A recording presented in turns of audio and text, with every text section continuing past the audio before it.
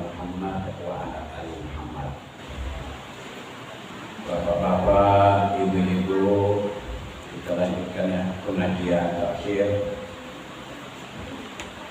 Akan kita mulai malam ini surat Al-Baqarah ayat 238.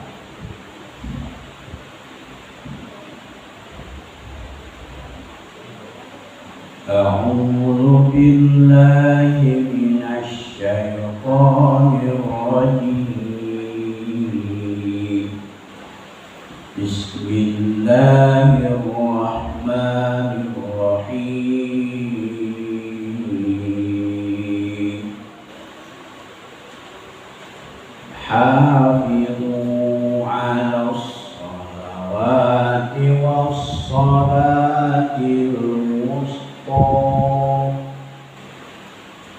wa qumu lillahi qanitin.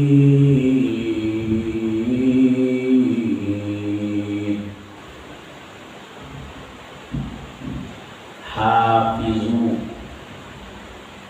pelihara.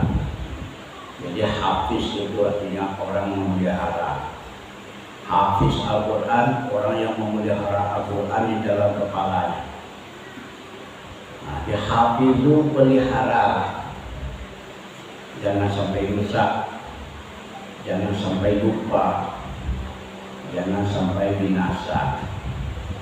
Apa yang akan dipelihara? Ala sholawati, seluruh sholat. Apa saja sholat, pelihara baik-baik. Kalau yang 5 waktu sehari semalam, zuhur, asar, maghrib, isya, subuh, pelihara sholat itu.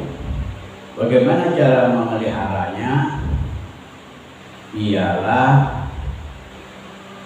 yang pertama sekali, sholatlah tepat pada waktunya. Jadi jaga waktunya. Kalau sudah masuk waktunya, jangan main-main lagi. Jangan bekerja lagi, tinggalkan kesibukan. Pergilah sholat. Bagaimanapun kondisinya, apapun yang terjadi, sholat tidak boleh diabaikan. Setelah sholat, sebelum sholat, penuhi syarat-syaratnya, bersuci, kemudian tutup aurat dengan kain yang suci, menghadap kiblat, berdiri di tempat yang suci. Nah, pokoknya itulah syarat rukun. Pelihara baik-baik. Setelah sholat, rukunnya, jaga baik-baik rukunnya.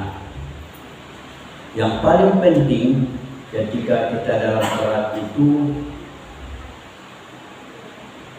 jangan lupa pusatkan konsentrasi penuh kepada Allah Subhanahu wa Ta'ala.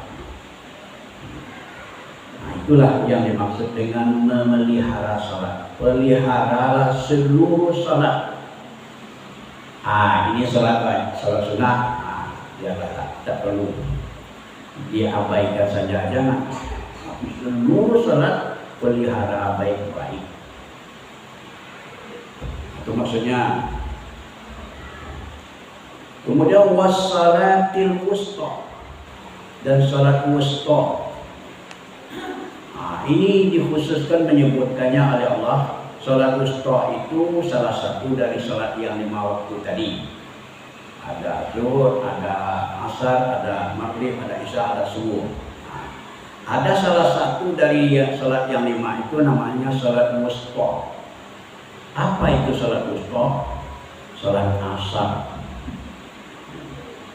Salat asar itu jaga baik-baik, karena itu sering diabaikan orang. Karena waktunya itu antara pertengahan hari dengan akhir hari. Pertengahan hari, antara pertengahan hari dengan waktu maghrib. Jadi kadang-kadang sering dilupakan, dilalaikan. Biarlah nanti sebelum matahari terbenam, masih ada waktunya. lanjutkan saja pekerjaan dulu. Jadi sering dia abaikan, padahal sholat asar itu luar biasa keuntungannya.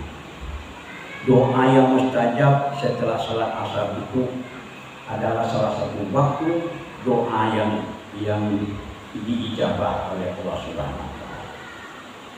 Oleh sebab itu jaga baik-baik salat wusta itu, salat asar. Nah, jadi dikhususkan menyebutkan ini. Yang lain-lain bagaimana? Yang lain-lain itu tidak. Itu sudah ada waktu. Misalnya salat subuh, karena pagi orang semuanya sudah berbondong-bondong ke masjid.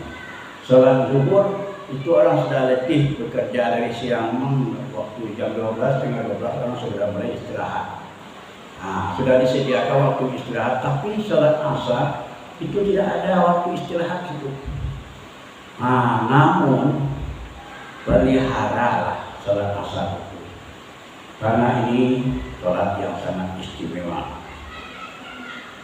Kemudian, di dalam menunaikan salat itu, wa qumu lillahi qanitin, dan berdirilah kamu untuk menunaikan salat itu lillahi, karena Allah atau untuk Allah, jangan karena yang lain-lain. Jangan ingin dipuji orang, jangan ingin dilihat orang, tapi dirikan salat itu, berdirilah kamu untuk menunaikan salat itu betul-betul untuk menanamkan rasa takut kepada Allah, khusyuk dan khudu. Qanitin, nah itulah yang maksud qanitin. Itu kata-kata qanitin itu kunut. Kata-kata kunut itu artinya orang yang taat. Dirikanlah sholat sebagaimana orang yang betul-betul taat, dari hatinya betul-betul terpusat pikirannya kepada Allah Subhanahu wa Ta'ala. Ada rasa takutnya kepada Allah. Kalau tidak dipatuhi perintah Allah, kita akan disiksa. Itu namanya khauf, ada rasa takut. Ada rasa tunduk. Dia merasa dirinya itu sangat kecil di hadapan Allah, sangat hina. Nah, jadi terjadilah di situ khusyuk dan khudu, tawaduk, merendahkan hati di hadapan Allah Subhanahu wa Ta'ala. Nah, itu makna qanitin, kunut. Fa in khiftum farijalan. Kalau kamu berada khiftum, jika kamu takut, itu maksudnya jika kamu berada dalam kondisi ketakutan, tidak rasa aman, tapi rasa takut, waktu sholat sudah masuk, tapi tidak, karena dalam keadaan takut kepada musuh. Misalnya negeri kita ini diserang oleh musuh, kita harus pindah ke tempat pengungsian. Nah, itu seperti di Palestina itu kita lihat mengungsi. Tentu ada yang mengungsi, bawalah barang-barang seadanya yang bisa dibawa. Nah, rijalan, parijalan mungkin kita mengungsi, ketakutan itu berjalan kaki. Nah, sholatlah sambil berjalan. Jika kamu sedang ketakutan, parijalan. Nah, sholat sambil berjalan. Begitu pentingnya sholat, bagaimanapun kondisi sholat tidak boleh ditinggalkan. Auru kebanan atau sedang berkendaraan, naik motor, naik mobil, naik kuda, pokoknya dengan apa adanya, sholatlah di situ. Bagaimana sholat di atas kendaraan atau sholat sedang berjalan kaki? Tidak perlu menghadap kiblat, kemana saja menghadap. Kemana tujuan kita berdaya, ke situ menghadap. Yang penting bagaimana rukuk, sujud, i'tidal. Tidak perlu sujud i'tidal. Baca bacaan salat itu sambil berjalan. Aku sekarang salat zuhur, barakaatkan nama Allah Akbar, kita jalan terus. Nah, bacalah kabirah alhamdulillah katsira subhanahu, kemudian baca surah Al-Fatihah. Sudah Fatihah apa lagi? Nah, baca ayat sambil berjalan. Kemudian kita rukuk, Allahu Akbar, subhana rabbiyal azim wa bihamdihi. Kita jalan terus. Bagaimana cara rukuk? Tidak perlu membungkuk, jalan terus.